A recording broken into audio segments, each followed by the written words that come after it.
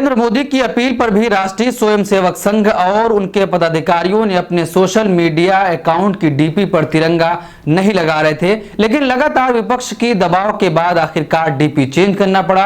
अब ये मोदी जी का अपमान माना जाए या कि संघ का दम, ये तो वही लोग जाने, पर यह तो सिद्ध हुआ कि इतिहास से लेकर वर्तमान तक संघ तिरंगा को लेकर सहज नहीं रहा है और तिरंगा इनकी छाती में हमेशा चुभता रहा है। मोदी जी की तरह दिसंबर 1929 को स्वतंत्रता संग्राम में कांग्रेस ने अपने लाहौर अधिवेशन में पूर्ण स्वराज को राष्ट्रीय ध्येय घोषित करते हुए लोगों को आह्वान किया था कि 26 जनवरी 1930 को घर घर तिरंगा झंडा फहराएं और स्वतंत्रता दिवस मनाएं। तब इसके विरोध में राष्ट्रीय स्वयंसेवक संघ के संस्थापक और तत्कालीन सरसंघचालक केशव बलिराम हेडगेवार ने एक आदेश पत्र जारी करके संघ की तमाम शाखाओं को भगवा झंडा राष्ट्रीय झंडे के तौर पर पूजने के निर्देश दिए थे।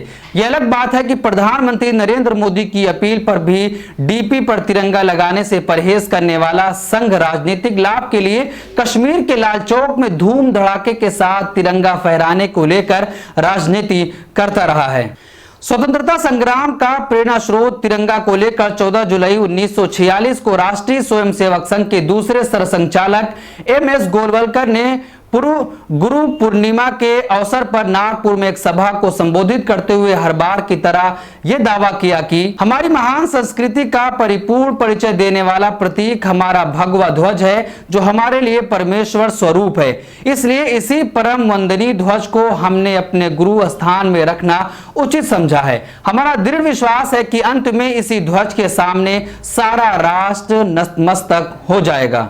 स्वतंत्रता दिवस की पूर्व संध्या पर जब दिल्ली के लाल किले से तिरंगे झंडे को लहराने की तैयारी चल रही थी, तब राष्ट्रीय स्वयंसेवक संघ ने अपने अंग्रेजी मुखपत्र ऑर्गेनाइजर के 14 अगस्त 1947 के अंक में राष्ट्रीय ध्वज के तौर पर तिरंगे के चयन की खुलकर आलोचना करते हुए लिखा था, वे लोग जो किस्मत के दांव से सत्ता तक पहुंचते हैं, वे भले ही हमारे हाथों में तिरंगे को थमा दें, लेकिन हिंदुओं द्वारा न इसे कभी सम्मानित किया जा सकेगा और न ही अपनाया जा सकेगा।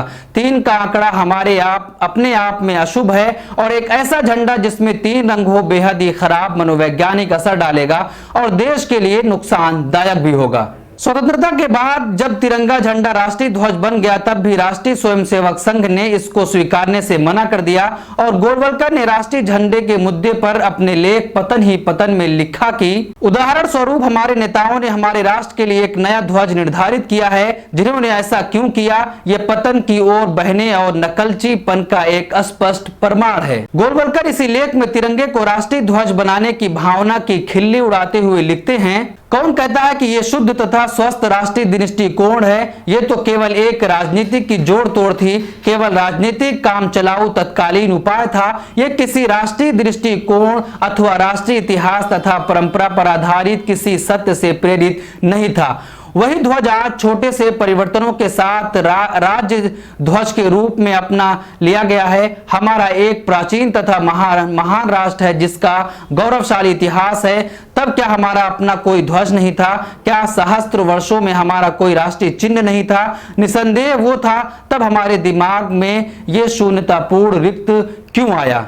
30 जनवरी 1948 को जब महात्मा गांधी की हत्या कर दी गई, तो इस तरह की खबरें उन दिनों के अखबारों में खूब छपी कि आरएसएस के लोगों ने तिरंगे झंडे को पैरों तले रौंद दिया है। आजादी के संग्राम में शामिल लोगों को आरएसएस की इस हरकत से बहुत ज्यादा तकलीफ हुई थी। उनमें जवाहरलाल नेहरू भी शामिल थे। 24 फरवरी 1948 को उन्होंने अपने एक भाषण में अपनी पीड़ा को व्यक्त किया और उन्होंने कहा कि खबरें आ रही है कि आरएसएस के सदस्य तिरंगे का अपमान कर रहे हैं। उन्हें मालूम होना चाहिए कि राष्ट्रीय झंडे का अपमान करके वे अपने आप को देशद्रोही साबित कर रहे हैं। यही कारण है कि आरएसएस के मुख्यालय पर 2003 तक कभी भी तिरंगा झंडा नहीं फहराया गया था और 26 जनवरी 2001 को बाबा मेंढे, रमेश कलंबे और दिलीप चटवानी पर राष्ट्रीय स्वयंसेवक संघ ने मुकदमा कराकर जेल भी भिजवा दिया, जिनका जुर्म तथा कथित रूप से सिर्फ इतना था कि वे 26 जनवरी 2001 को नागपुर के रेशमी बाग स्थित आरएसएस मुख्यालय में घुसकर गणतंत्र दिवस पर तिरंगा झंडा फहराने के प्रयास में शामिल थे। मुकदमा 2014 तक चला और तीनों युवक बाइज्जत बरी भी हो गए।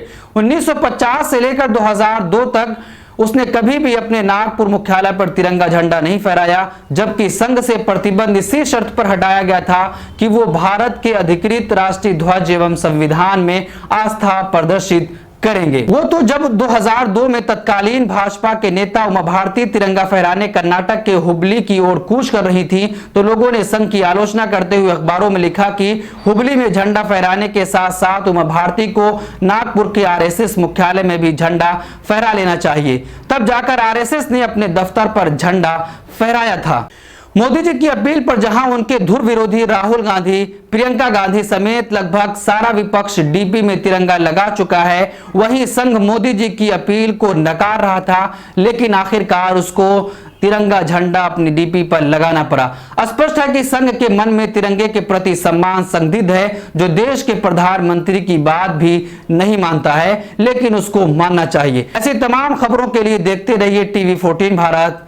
मैं आपके साथ असरार अहमद। बहुत शुक्रिया।